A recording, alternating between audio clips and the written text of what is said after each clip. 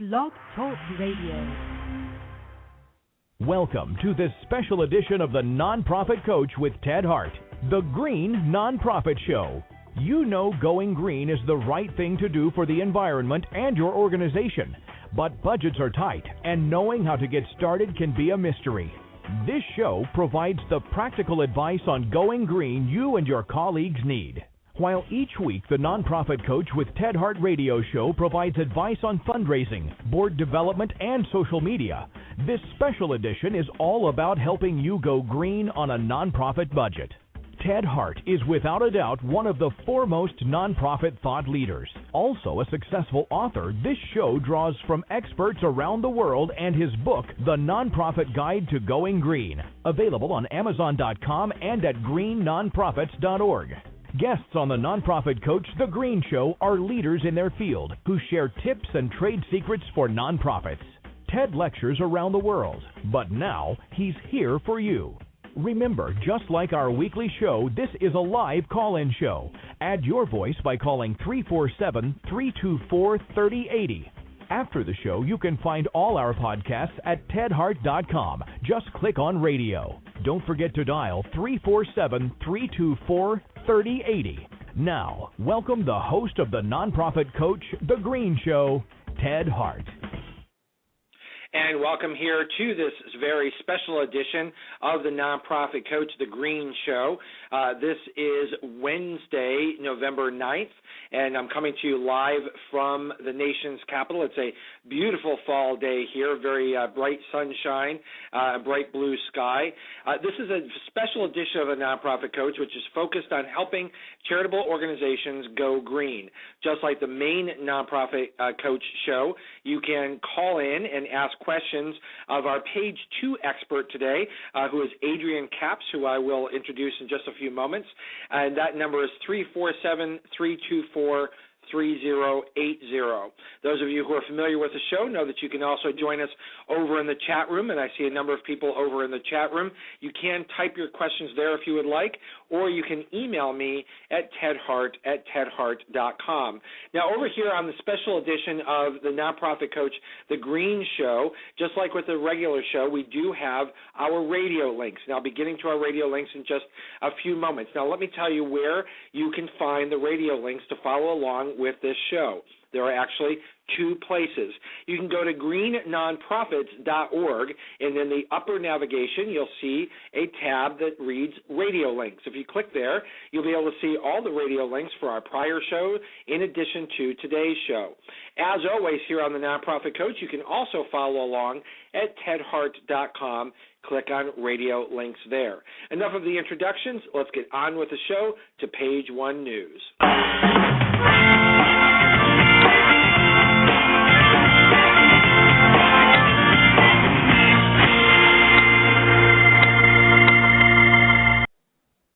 With Thanksgiving here in the United States right around the corner, it's not too early to start thinking about Christmas.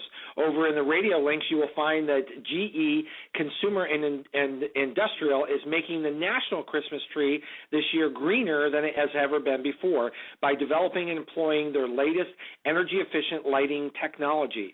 GE is also celebrating its 49th consecutive year designing America's premier holiday tree. You'll be able to read all about the specific direction that they are taking, making the nation's national Christmas tree even greener than before. Over in the radio links at Green Nonprofits, remember, look in the upper navigation, or at tedhart.com, click on radio links.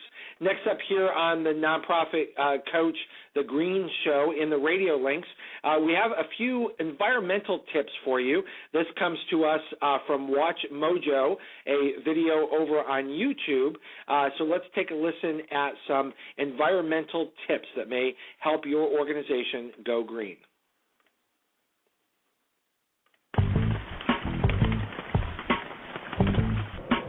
Hi, I'm Rebecca Brayton, and welcome to WatchMojo.com. It seems everyone's going green these days, and if you'd like to participate in the trend, we've got a few tips for you. The Environmental Protection Agency reports that the United States produces approximately 220 million tons of garbage each year. This is equivalent to burying approximately 82,000 football fields 6 feet deep with compacted garbage. First step, I know it sounds easy, but always recycle. Sometimes you may think, if I don't recycle just this once, it's no big deal, but it is. Recycling saves resources, saves energy, and protects the environment. The plastic bags we use every day are harming the every day. Each year, an estimated 500 billion to 1 trillion plastic bags are consumed. That translates to 1 million per minute. So be sure to bring your reusable bag with you when you go shopping. Take a reusable mug with you to the coffee shop instead of using a paper cup or styrofoam. Styrofoam is bad for the environment because it doesn't dissolve, and it can stay in landfills for up to 400 years. Most people drink out of these, but did you know it takes 47 million gallons of oil to produce the water bottles Americans use each year, and most of them end up in landfills anyway? So why not use a reusable plastic water bottle? See? Going green isn't that hard.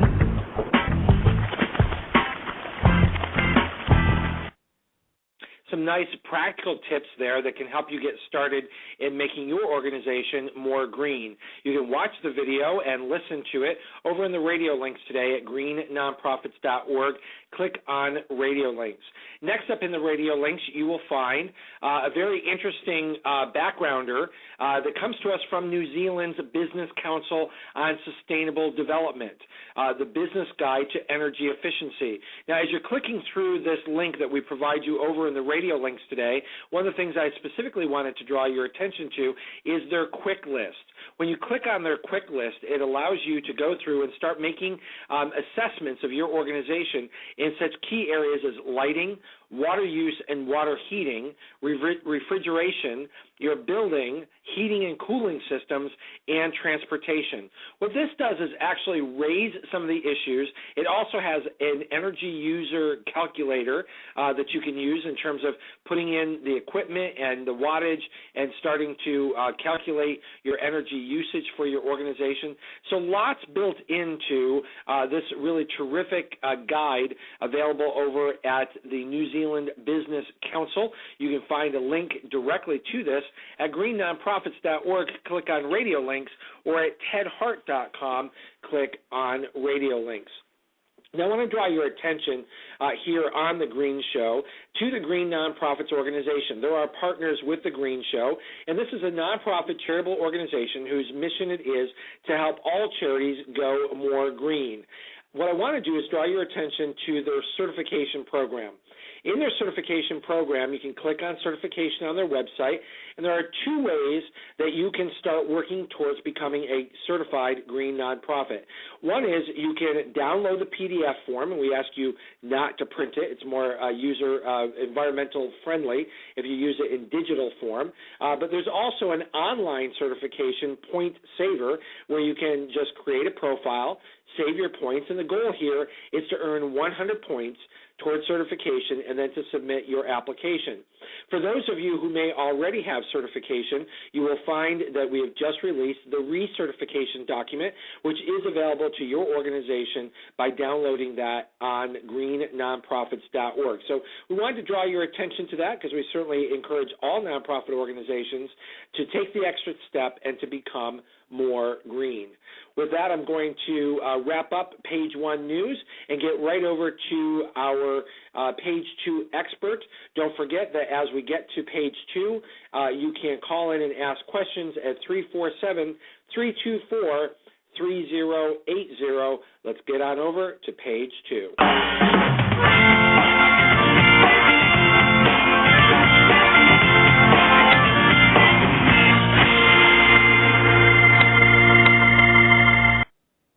It's my pleasure today to welcome Adrienne Capps, who is not only an expert in areas of the environment and is a co-editor and author in the book, The Nonprofit Guide to Going Green, and I was very pleased to have the opportunity to work with Adrienne Capps on this book, but she is currently the Assistant Dean for Development and External Relations at the UC Davis School of Education, where she has overall responsibility for coordinating and establishing the goals, policies, and procedures for development activities and for the effective implementation of school-wide development, public relations, alumni relations, fundraising, and selected university-wide marketing functions at the school.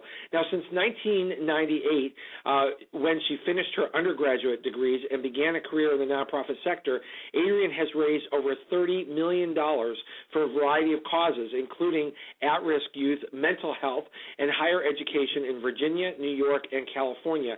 She certainly has a very broad view of the nonprofit sector, and our topic with Adrienne Capps today is charity fundraising, but from the angle of greening your nonprofit fundraising effort. She's a certified fundraising executive, CFRE, since 2004. Adrienne has published several articles in Advancing Philanthropy and also edited and contributed a chapter to this book, The Nonprofit Guide to Going Green, which was published in December of 2010. So just coming up on the one-year anniversary of the launch of this book, which means a lot to us to be able to have Adrienne here with us on The Nonprofit Coach. Welcome here to The Nonprofit Coach, Adrienne Capps. Thanks, Ted. I'm really excited to be with you today. Adrienne, the book has been so well received, and you and Matt Bauer were so instrumental in helping get this book off the ground, and, of course, working with dozens of authors from around the world who are experts in a variety of different topics related to helping charities go green. This book covers everything from travel to water use to greening your office, so a lot of different topics. What I wanted to do is actually start off with the book itself, and then I want to specifically get into your area of expertise and your topic of greening fundraising. The Nonprofit Guide to Going Green, what do you think this means to the nonprofit sector to have a book specifically for the sector itself? I actually was really excited about being a part of the project that we worked on together as an editor and as a chapter author. I thought it was quite ahead of its time, and that's why I was sort of attracted to it. We've been talking about some of these kinds of things in the nonprofit community, but to bring it all together and to bring all the experts together and also all the authors together was amazing. I learned a lot through the process being an editor and working with several of the other authors. I learned a lot, exactly like you say, across events and water usage and buildings, and it was really exciting to be a part of that. I think in putting the book together, certainly it was a thrill to have the opportunity to work with you and to get to know you and Matt Bauer. And if there's anything that helps you learn a lot about someone, it's writing a book together. Wouldn't you agree? Yes. Exactly. I don't think there's a lot that goes into creating a book like this. But it occurred to me as we were putting this together, and of course we came from the perspective of there's an awful lot written about going green, but at that time there was nothing that brought it all together from a nonprofit perspective.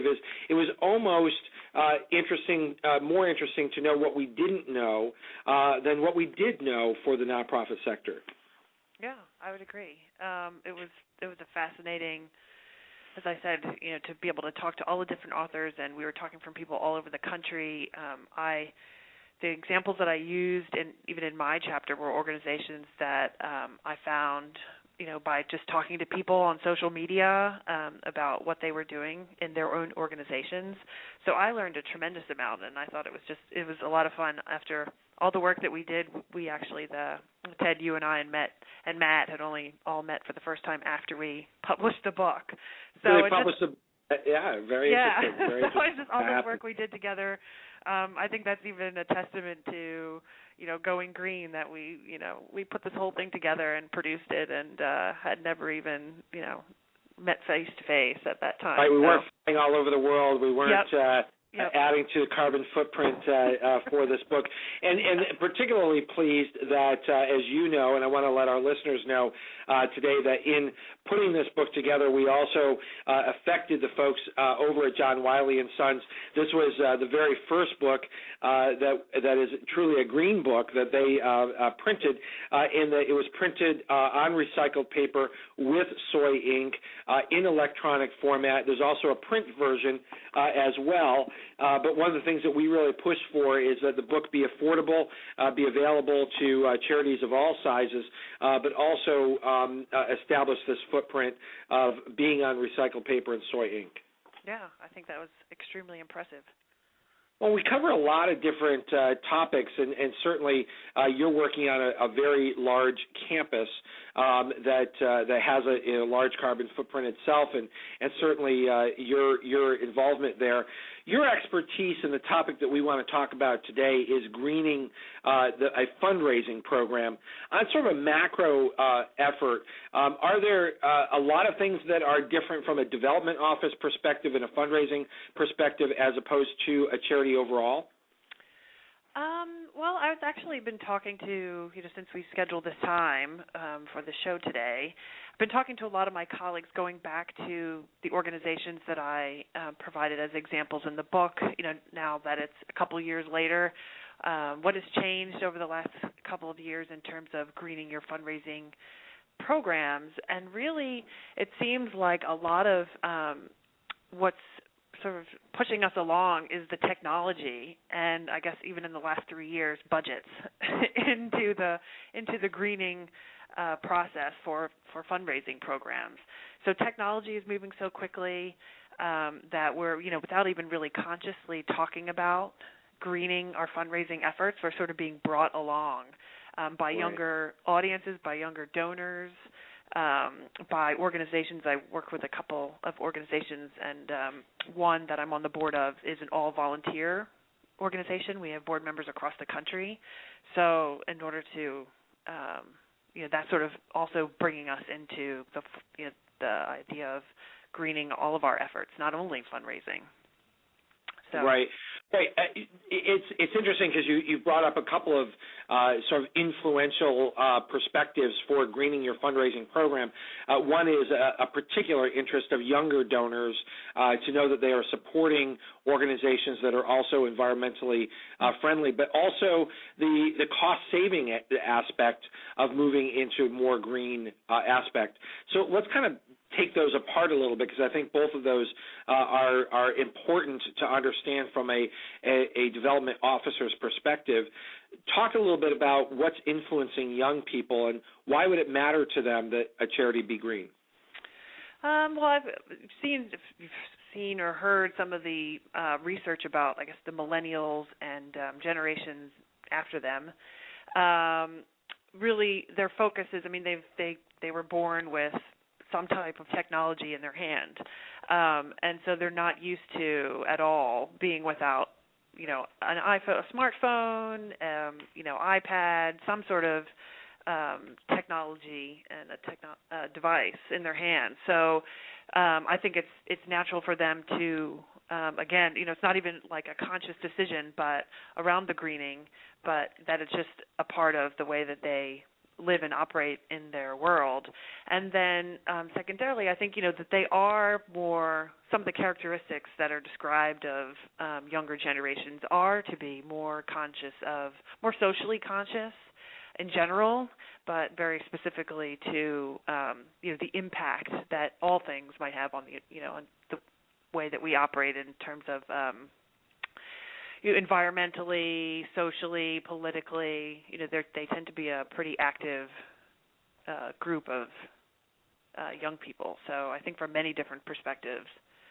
So in their activism in a lot of ways, would you say that for millennials or for younger donors, they do equate the use of technology as being more green? I'm not sure, actually. I think that's just, it's just what they know, that they're, that every generation picks up those types of things, and it just becomes a part of their life.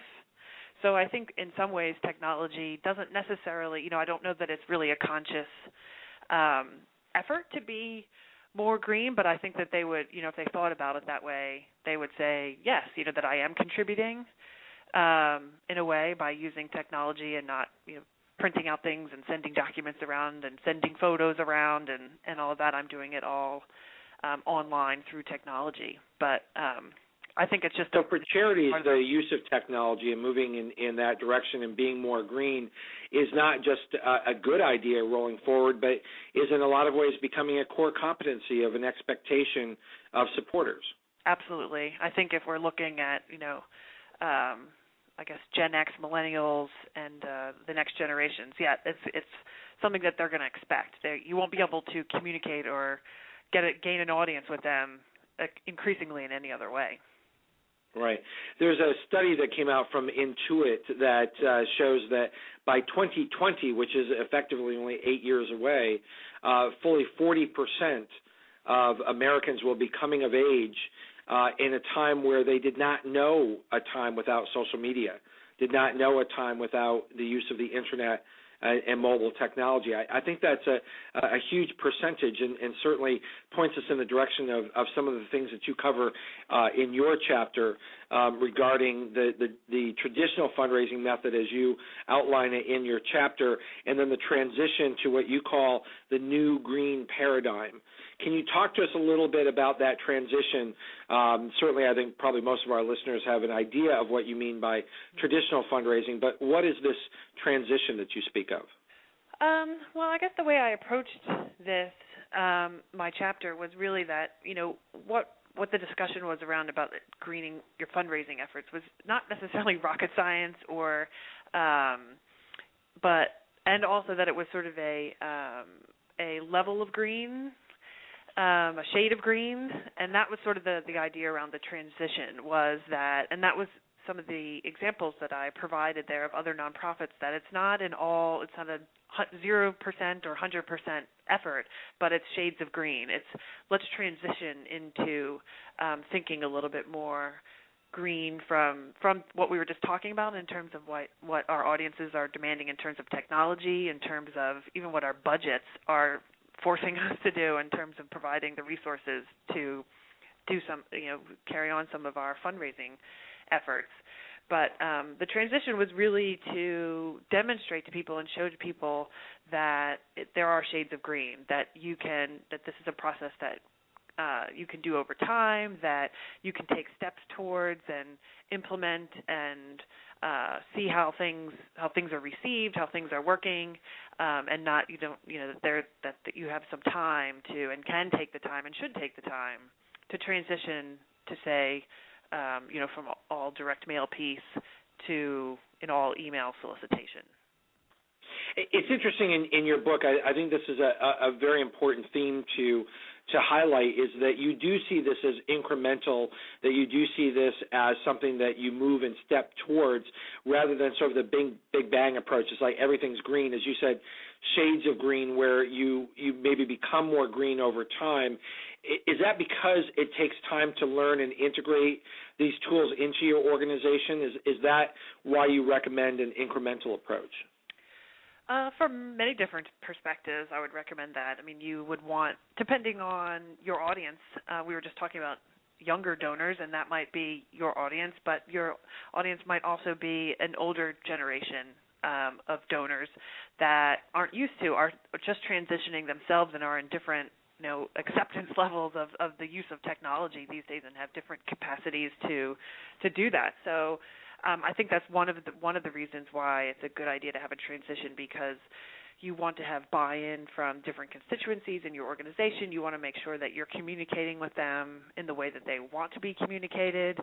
And even for budget purposes, I mean, if you would think that moving towards green would save you money. Maybe it won't. So there might be some budget implications of making a transition.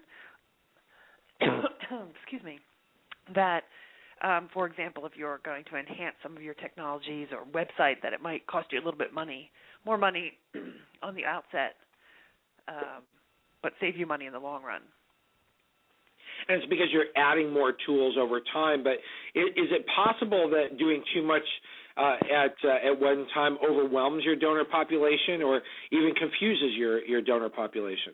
Perhaps, yeah, because they're used to getting communication from you in one way, and if you change it, then they might miss it. They might not know it's you.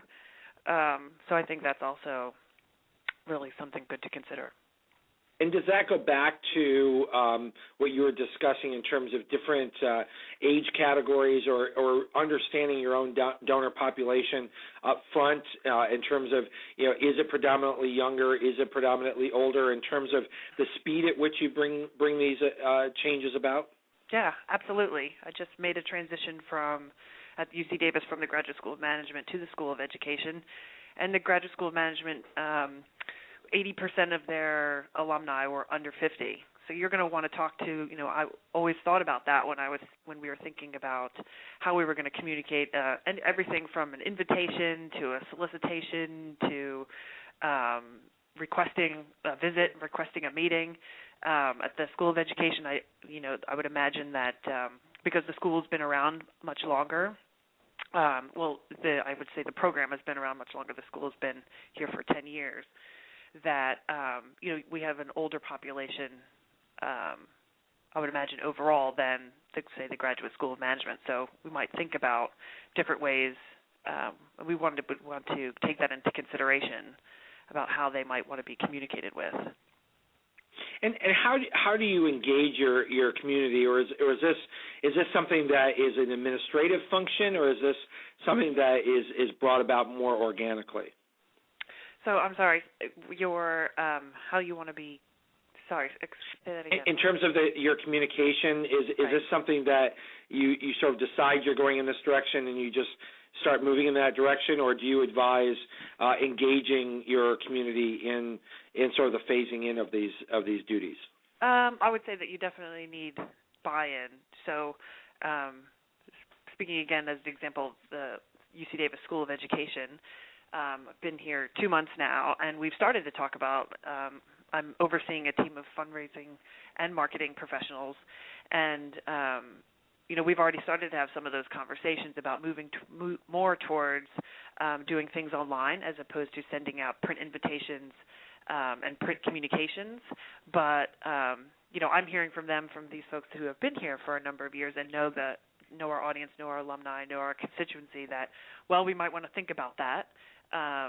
Because we do have some older populations, we do have some people that are used to receiving things in the mail, and as I was just describing, might miss it, might not see an invitation if we are doing it online. So we're talking about how to phase that in, how to perhaps do a survey to ask people how they might want to be communicated with, to testing some email communications to see, and then doing some analytics to see, what people click on, what, do people open it, and try to match those together to make sure that we are communicating with people in a way that they're, going to receive it.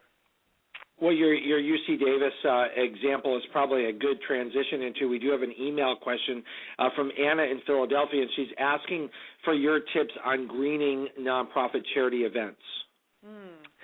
So there is a chapter in the book specifically about events that goes into great detail. But I did cover that just a little bit in one of the examples that I gave of there was a Democratic committee, actually it's the Abington Rockledge, I think, they're in Pennsylvania, Democratic committee, and the example that I actually talked about. That's outside of Philadelphia, so it's I know. Anna's question. I know, it is. You might be able to get in contact with them. But they do a big event every year, and I guess it's been 3 or 4 years that they've been doing it now, where it's an honoree type event where they honor community leaders and people who've made contributions that are valuable to the organization, and they were looking for ways to save money but still get the impact. They had done a printed program like many of us are used to at events, where it's sort of, could be an 8.5 by 11 glossy with, 20, 30 pages and selling advertisements and sponsorships in the back, and it ends up being a really big production. A lot of people end up, what they found was, and I had found in my own experience, is that a lot of times, you spend all the time putting that together and people pay for ads, and then the books get left. The programs get either left or thrown away. And so what they did was to transition to a PowerPoint presentation that was actually on display during the event. And so in the way that they pitched that to their sponsors was that in the same way, come buy a sponsorship package, we'll put your advertisement in our PowerPoint presentation, and we will not only show it during the cocktail reception before the event starts, but it'll sort of be in the background while the event is going on, and then afterwards in our thank you materials, when we send out emails from the organization saying thank you for attending, they would send a copy of that presentation with them. So it sort of had it had more legs, it had longer legs, more legs even after the event was over, and people were more likely to to take a look at that. And I just actually heard from I was trying to touch base with all of the organizations that I use as examples in my book, since it's been a couple of years, to see where they are today. And they said they've run that event 3 years now, and their profits have been up every year, thanks in part to that, because they could take out a lot of their costs in terms of printing and design, and put a lot of the sponsorship dollars back into the organization.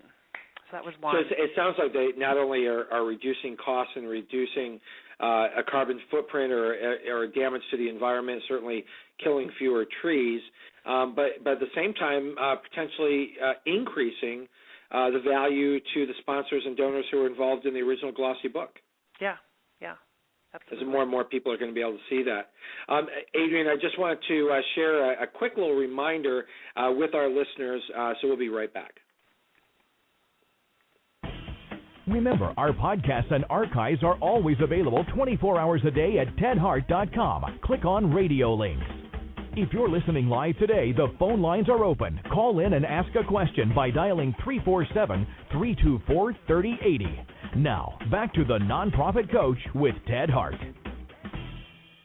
Adrienne, we're back. You have a number of really terrific examples, as you said, in your particular chapter. You said that you're reaching back to some of the folks in preparation for today. Which are the ones, or do you have one in mind that maybe has advanced even further than they were before, or involvement in this generated more interest in going green? Yeah, actually one that I know that you're familiar with, which is the Community Foundation for Palm Beach and Martin counties in Florida. And they definitely got really interested in the whole going green process. They actually started, they're a community foundation that gives grants out to the local community organizations in Palm Beach and Martin counties. When I originally talked to them a couple years ago, they had started a program in 2008 called the Going Green Contest. And so they would support nonprofit organizations in the community that were doing things in their own organization, taking steps towards going green. And they would give out, I think they in the first year started with 4 awards. And they had about 25 applications that first year. They gave out about $8,000. They solicited some sponsorships, some in-kind donations to be able to give out awards and prizes. The next year, they gave out, I think, closer to 6 or 7 awards, had more than doubled their applications, collected over $18,000, and actually had an event. And I was emailing back and forth with a gentleman at the foundation that actually runs this program, and this year they've had over $20,000 worth of sponsorships, and in total, in the 3 or 4 years that they've been I guess it's 4 years they've been doing this, they've given out over $73,000 and impacted 29 organizations in those 2 counties, and in supporting their greening efforts in all sorts of areas. And then the organization has actually gone through the Going Green process and has been certified as a green. It has been certified, exactly, and they were instrumental in bringing a number of other charities to the forefront of the certification program. Yeah, so it's been really impressive what they've accomplished in the last 3 or 4 years with their. And being part of this process certainly has increased their interest, and they have advocated that across the board to a number of organizations. In your chapter, you cover a number of different types of fundraising, and as you said, there's a chapter in the book specifically devoted to special events. And so I hope that we did address a bit of Anna's question about special events. But you also talk about major gift fundraising, and I wondered what aspects of major gift plan giving programs can go more green. Well, there's certainly any print materials associated with your program and major gifts and planned giving that as more and more could be used online. So, for example, now we're sort of in that sort of shades of green kind of mode here at UC Davis, where we do produce some materials in print, but we make sure we put everything up on the web. So that, and I've often used that in email communication. It's been extremely helpful. I find that I'm emailing PDFs or links more than I'm handing things out. So that's really encouraging. And then I think, what I focused on really about the major gifts, it's really about travel. It's really about, when you're a major gift officer, planned giving officer, you're on the road. And it's about really being, again, as I said before, it's not necessarily rocket science, and we're kind of doing this for other reasons, budgetary reasons and efficiency reasons, but it's really just scheduling whole days when you're going to be on the road, scheduling 2 days in a row, and really. You're not advocating that major gift officers should not be visiting their donors. What you're saying is, bulking up and being more efficient in your travel, as opposed to, a lot of, one-way round trips, things of that sort. Right. Make it more of a day trip, or have several visits instead of going back and forth. Right. I don't ever, no matter where we go with technology, there's no way to replace a face-to-face meeting and building relationships in a face-to-face. But there are ways to become more efficient, take advantage of other opportunities. So here at UC Davis, at the School of Education, we're taking more advantage of more opportunities of the dean's travel. So he was in Boston last week, and we reached out to some alumni. I've done that in the past with other deans at UC Davis. We're doing that with the chancellor. Both looking at where they might be traveling to, and then sort of looking at the reverse, where do we have concentrations of alumni that it would be advantageous to actually schedule a trip and take advantage of a number of different opportunities, create an event, have a couple one-on-one meetings, to really pack in the time and be as efficient as possible. I mean, it impacts a number of things. One part is the greening. There is budget and time, so it kind of hits a number of things with one stone. So it's about being more proactive and more planful in your approach, as opposed to, I need to go see this person, I need to go see that person. That by putting being green on the table, it changes the way that you do business. Absolutely, yeah. Yep. And is that by using, as you said, piggybacking more on other people's travel and using surrogates, or are, as you said, you don't envision a time that fundraisers won't be doing face-to-face themselves? Yeah. No, the impact of developing relationships face-to-face, I don't see any way that, even over the computer, even if you could see somebody over the computer, you do iChat or Skype or whatever. It's not the same. It's just not the same. So I don't think that we'll, in any time in the foreseeable future, we'll be replacing face-to-face meetings. So it is really a matter of how do we get more efficient? As you say, how do we be more planful? How do we be more strategic? How do we and even do that across schools and units, across a number of different, departments and development colleagues, at a university setting or at a larger institution, work together as well, look sort of beyond their own And area. that works regardless of size of organization, doesn't it, in terms of being more thoughtful across the board and utilizing assets for visits that might just not be the major gift officer, but may, in fact, be coordinating the efforts of others. Absolutely. Somebody that's an event planner. So, for example, here at UC Davis, we have the California Alumni Association, and they predominantly are, alumni relations, and so they may plan events around the country, and they are definitely in very good contact with the development officers across the campus to know, let us know when they're planning to be in different areas around the country, so that we can look at our own group of alumni and donors and think about who we might want to see in those areas, who might be appropriate for events that they might be planning there and activities that they might be planning. So it's actually a win-win for both groups. Right, because they get more exposure and outreach, and you're not only saving, as you said, budgets get tighter and tighter, but I think a lot of listeners today are probably relieved to know that your advice as a professional in this area is that those personal visits are still important. Yeah, absolutely. Just a programming note, Adrienne, is just to let our listeners know that once a month here on the Nonprofit Coach, we do have the special Green Show to draw attention to experts and to help your organization obtain practical advice on going green.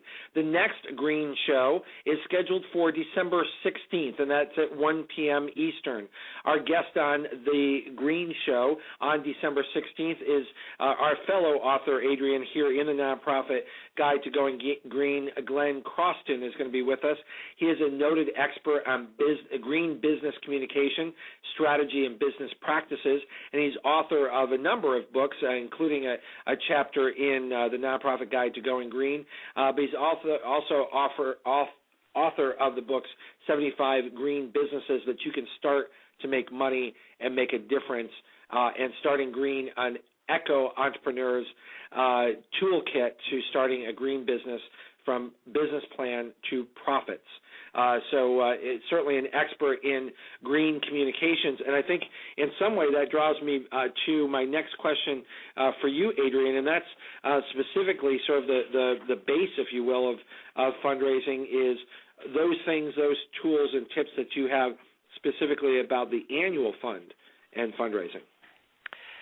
Yeah, there's again, a lot of these conversations about greening have really started because of technology and budget, but they certainly have the same impact at the bottom line. And the what I talked about in that annual fund section and the examples that I gave was about another Shades of Green story about taking how you might transition your annual fund program, which has been traditionally direct mail, and moving it more towards email and social media.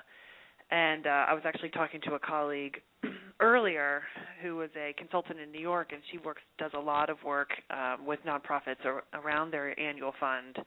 And we were talking about how direct mail is still a very viable fundraising approach. It still produces results for a lot of organizations, and really what she was saying is that there's really no equivalent for brokering email addresses, email lists in the way that you do traditionally with mailing lists, which was actually really surprising to me that, for acquisition purposes, there's no, that organizations are still having to buy and do research with mailing lists.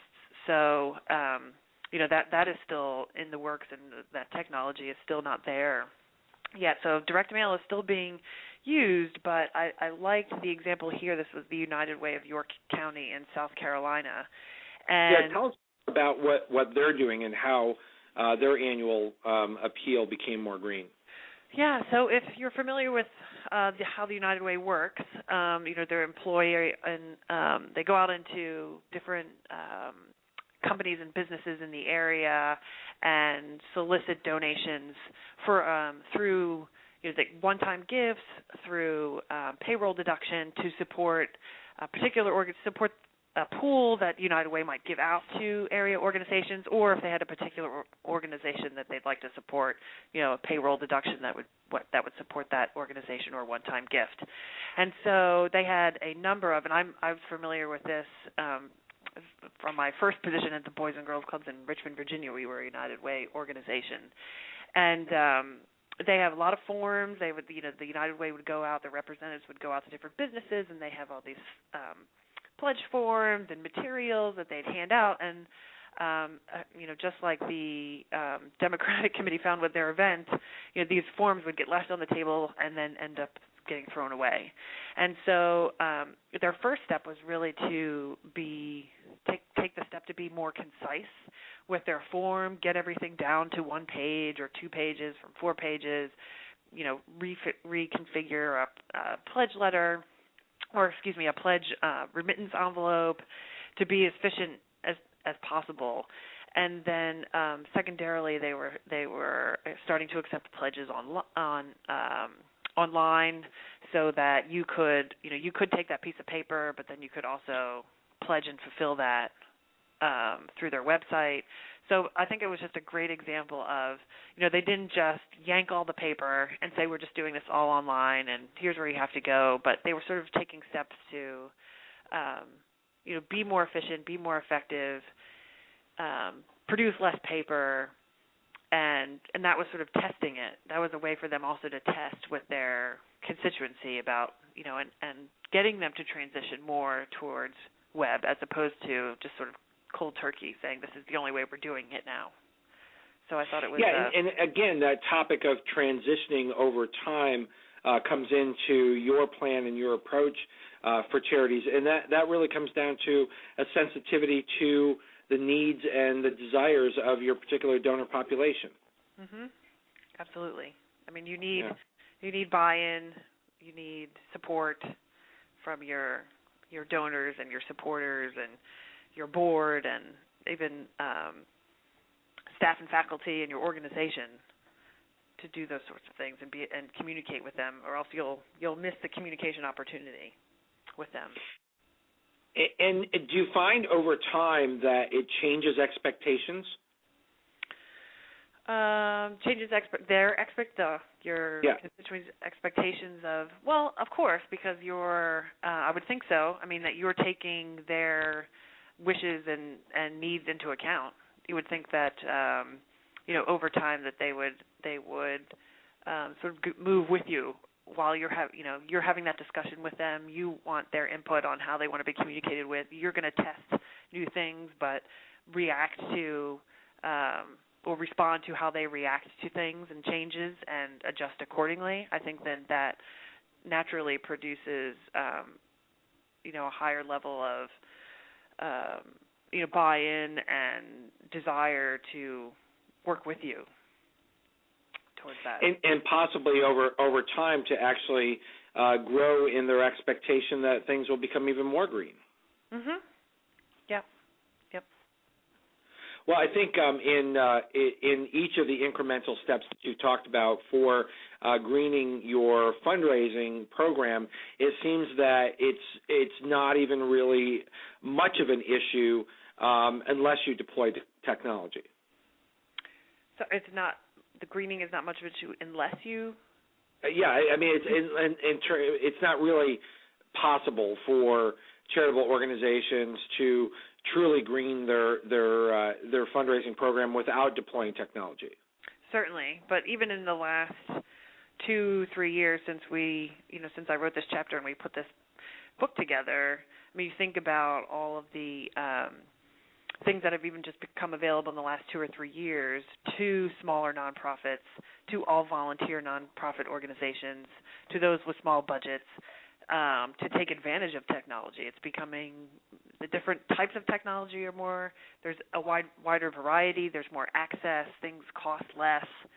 So I think that there's a tremendous advantage that smaller nonprofits can take more so than ever, and I think that trend will continue.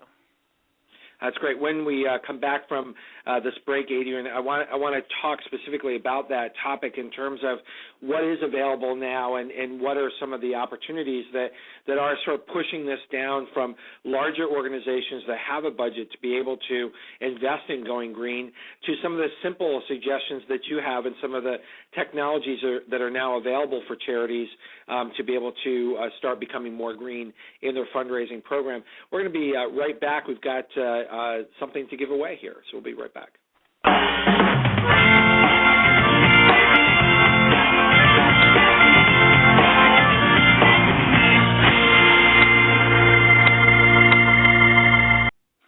Here on the Nonprofit Coach, The Green Show, in partnership with Green Nonprofits.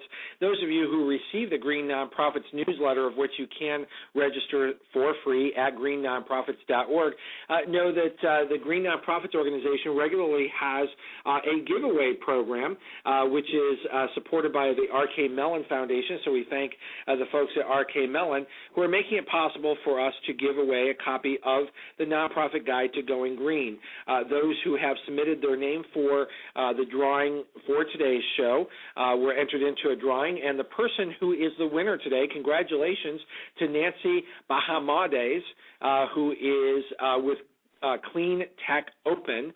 So congratulations, Nancy. The copy of the Nonprofit Guide to Going Green is on its way. And for all of you, there will be another drawing for our December Green Show. So make sure that you are receiving the Green Nonprofits newsletter and follow the instructions in the newsletter on how you can be part of that drawing. And we're going to go right back to page 2 on the show.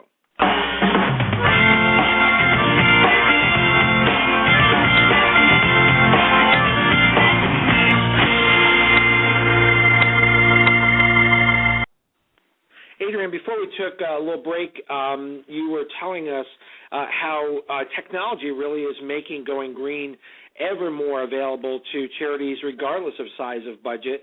What are some of the things that are available now that maybe weren't available even when we contemplated this book that allow charities to now consider becoming more green? Well, I definitely wouldn't say that I'm any kind of expert in technology by far, but sort of following the trends, as they come out. But I just see with this smaller all-volunteer organization that I'm the treasurer of, it's Swish, out of New York. We sort of by default started as a paperless organization because we had $0 to put into creating anything in print, and barely had some money to put together a website. But it's just amazing, even in the last 2 or 3 years in my work on the board, what we've been able to do as a small organization, budget well less than $1 million, in taking advantage of. There's even things that we do pay for that we're just joining on with a new database and event management system that does cost a little bit of money, but very manageable for a small organization like us. And how many components of that are over the web, using technology. I was just talking with one of my fellow board members about that and how we're, at our event and coming up in a couple of weeks, we're going to be using an iPad to have people sign up for the mailing list, make donations, sign pledges for advocacy-type pledges right there at an event. And all of that information will go into an iPad and get loaded into our database. And so it's just amazing, the different forms and different types of, that you can get people to use through your website and using these technologies that will capture information about for donations, for rallying people around different causes, and it's just really amazing what I've seen in the last, and just all the social media that's out there now in terms of being able to communicate. I haven't seen a lot of research studies saying that there's a tremendous amount of fundraising effectiveness using Facebook, Twitter, all of that, but certainly communication. Certainly rallying people around, disseminating information quickly. I think that's definitely changed a lot, and a lot of these things are completely free. Well, and that really does change. It's sort of game-changing for charitable organizations, and that instead of technology sort of being the back office or the database where we keep information, it's now sort of becoming much more front and center, that it almost is an intermediary of communication and donations between websites and charities and their supporters. Oh, absolutely. I mean, it makes things a lot more integrated, a lot more seamless. I mean, an organization like Swish can be effectively a lot bigger externally to its external audience than it really is. because it can be so much more integrated on the back end in terms of, websites to email communications, e-newsletters, all of that. I mean, it looks, the branding, the level of communication is exceptional. And these tools of social media are part of what is game-changing for Going Green, in that what used to take a lot of printed publications, and I guess certainly the Postal Service in the United States is feeling the pressure of less being mailed, less paper being shared with people, because as you said with your example of Swish, it is increasingly possible, if not entirely practical, for charitable organizations to go paperless.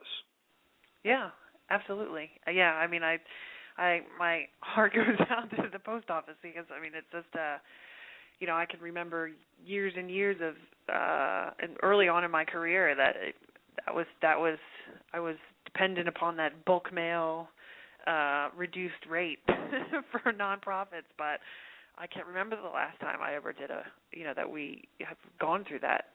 Very, very infrequent these days, and so there's a lot of pressure there, and I know that the post office is trying to reinvent itself and create new ways to develop revenue, but I think it's a losing proposition because more and more, even as we were just talking in the last 2 or 3 years about where technology has gone and how much more has gone online, I think that's going to certainly not stop anytime soon. But you also use the example, Adrienne, that while lots of things are changing, certainly the use of technology allows charities to become ever more green. Technology is not killing direct mail. Yeah, well, I just think that's just a matter of time. I mean, I guess when I was talking to my colleague, she was saying that, that it's hard to... there's still opportunity for you to buy email lists. It's just hard to convert those people into donors. It's good for advocacy-type organizations to rally people around a cause, signing a petition, getting the word, disseminating information quickly, but it's really hard to convert those people into donors the way you would send out an initial direct mail piece to acquire a new donor. And so I think it's just a matter of figuring out the equation to make that work, and it's really just a matter of time before, I think the trend will continue, and direct mail will become less and less effective. But it's not there yet. Well, and certainly I think the integration of online and offline becomes an important issue for charities to consider both. And I guess we go back to some of the themes that of your chapter, and that is making this incremental, but also the different influences on Going Green. That one of them is budget, but certainly another is expectations of your donor base in terms of how environmentally sensitive you are. Right. Yeah. I mean, I think that is a serious consideration. You definitely have to be cognizant of your audience and who you're talking to and how they want to be communicated with while you're contemplating, for budget reasons, for technology reasons, for Going Green reasons, taking the print equation more and more out of your program. Because you may find yourself getting some pushback from your own supporters who are not looking to see you in their post box. Right. Absolutely. And I think it can be, if done properly, an opportunity to educate them, transition, and as we were sort of discussing before, testing, getting their feedback, and moving them. If they need to be, if it's not something that they are necessarily open to, by having that discussion with them and having the conversation to let them know that you care about how they want to be communicated with, that you can help shift and mold their expectations and what they want from the organization by having that conversation. So in some ways it's going to be like, for example, with Swish and with a number of other organizations, it's the nature of the audience or how you were sort of started, and that's the way you communicate. If that's always been online and always been through email or social media, then it's not going to be hard to introduce another facet. But if it's never been done that way, it will take time. Well, that's a great place to end our show. It's amazing how fast time goes when you're talking about such important topics. Adrienne Capps is currently the Assistant Dean for Development and External Relations at UC Davis School of Education and has been my guest here on the special edition of the Nonprofit Coach, The Green Show. Adrienne, thank you so much for being our guest here on the show. We will be back with The Green Show on December 16th, and the Nonprofit Coach will be back next Tuesday at 12 noon Eastern. Adrienne, thank you for being my guest today. Thanks so much, Ted. You bet. Take care, everyone. See you on Tuesday for the next Nonprofit Coach Show. You've been listening to the Nonprofit Coach Radio Show with Ted Hart. Tell all your friends to check out our production schedule and download our iPod and iPad-friendly podcast at tedhart.com. Thanks for listening to the Nonprofit Coach. Listen, everyone makes messes. It's just a part of life. And the bigger you live, the bigger the mess, if you know what I mean. That's why you need Fabuloso.